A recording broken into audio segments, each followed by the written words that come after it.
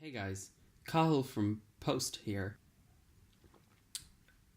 I've just begun to edit this video and I've realised that everything is getting darker as things go on. Also, I'm wearing the same t-shirt that I was yesterday. Don't judge me for what I am. Get on with it. Hello all.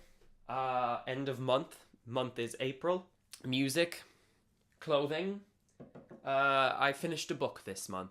April Faves. I know for the last couple of months I've been saying that because I've been spending so much time on college work, I haven't really got the chance to engage with things on a deeper level. Despite that, I've managed to go through a period of stagnancy, which I go through regularly, wherein I'm not necessarily unhappy. I just feel like in order to be happier, I need to spend money. Also a period where I listen to prodigious amounts of music, and also, like I said, I finished a book. So we're just gonna get into it because I feel like I'm gonna be talking about music for 20 minutes. My music faves.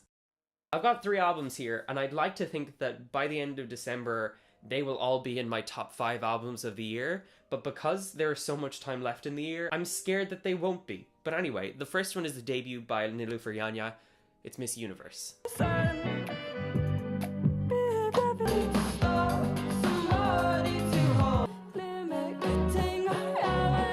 Before I came into listening to this album, I knew nothing about Niloufer Yanya, so my misunderstanding that this album would be totally acceptable to listen to for the first time while mowing the fucking lawns was just that, a misunderstanding. Niloufer Yanya does not give a shit about your genre roles. There's elements of pop, of rock, of indie, of R&B, of soul, of so many subgenres and microgenres, and they're all shoved into this one album.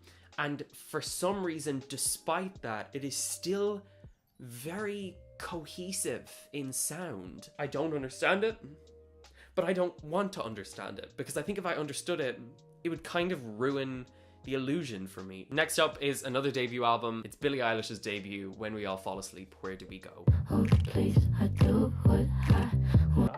Yeah, Michael, the movie's amazing. It's like one of the... Where did you go? I should know, but it's cold. This is one of the best, if not the best, pop record of the year so far. Billie Eilish takes on this whole new sound within pop music that's going to be emulated to death over the next year or two. The work that herself and her brother did to create this album, because they're basically the only people who wrote and produced these songs, is sort of superhuman. And I think this album is so fucking cool. I keep saying this for absolutely no reason. I feel like Billie Eilish has got career longevity. I don't see her going anywhere anytime soon. And my final music favorite of the month is another album that is probably going to be considered one of the best of the year. It is Wise Blood's most recent offering, Titanic Rising.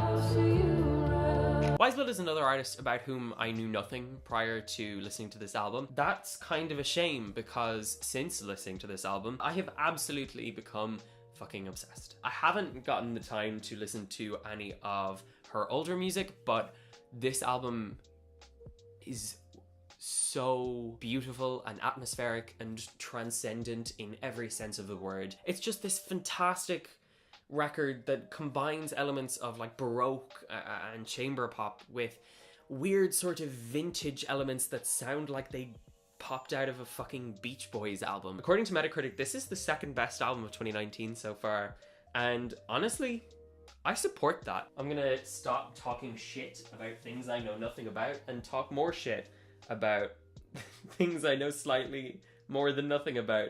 Here are my style faves.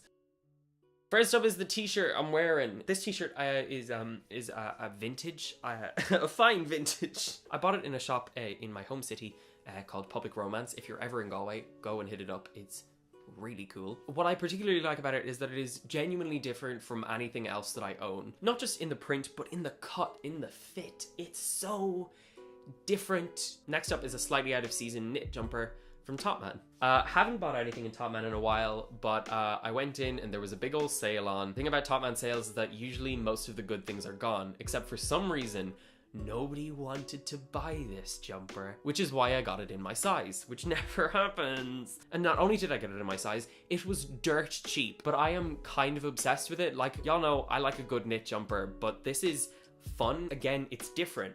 It's got this weird half neck on it. I like things that cover up a little bit of neck because I've got a lot of neck. It's different from a lot of the other knit jumpers that I have that are darker. I'm here for it, guys. And finally is this sweatshirt that I bought on sale from the brand COS. I just happened to be browsing their website and I saw this jumper and it had different colors on it, and I liked the different colors a lot. The picture on the website is kind of different. The colors aren't particularly represented as well as they are in real life, but I have to say that this jumper is currently one of my favorite things in my wardrobe. And on that dubious note, we move on to other faves. As always, this is quite sparsely populated, but fight me. This month's other fave is a book called Arcs and Crake by Margaret Atwood. This book was part of my sci-fi and speculative fiction course in college, and I actually wrote about it as half of an answer in my exam yesterday. It's probably one of the most fun books I have ever read. It's about a very, very dark concept, which is essentially this guy, he's the last man on Earth, and he's basically responsible for this group of very innocent, kind of utopian citizens that are genetically engineered to survive in the apocalypse. Margaret Atwood manages to make it funny and whip smart, and it is so interesting, and it's genuinely a fascinating read. That's all I have to say. It's just so compelling in a weird, not very dark way. And so those were all of my faves for the month of April 2019. I hope you enjoyed this video. If you did, you can give it a like, and if you want to see more videos by me, subscribe, and also click the notification bell to be notified every single time I upload. You can ask me questions anonymously on Curious Cat, you can follow me on Twitter, look at my photos on Instagram, or you can follow my playlists on Spotify, including my Songs of the Week playlist, because for once in a faves video, my Song of the Week is not from one of the albums that I have recommended. It is Cellophane by FKA Twigs. It's a terrifying song. Go listen to it. That's the end of the video, isn't it? Thank God. I'll see you next week.